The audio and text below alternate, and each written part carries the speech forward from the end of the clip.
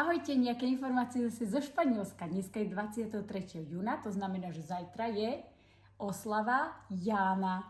Ján sa na Slovensku oslavuje ako Svetojanskou nocou a niečo obdobné aj v Španielsku. Z 23. do 24. sa ľudia schádzajú napríklad na plážach a oslavuje sa teda La Noche de San Juan. Juan je teda Ján po slovensky. No a má to také podobné oslavy, že sa tiež robia veľké ohne, okolo ktorých ľudia tancujú a je tu takisto na Costa del Sol známe aj tým, že ľudia chodia plávať do mora. Ale my máme teda vyhlásené na Costa del Sol, hlavne v oblasti provincii teda Malaga, je tzv.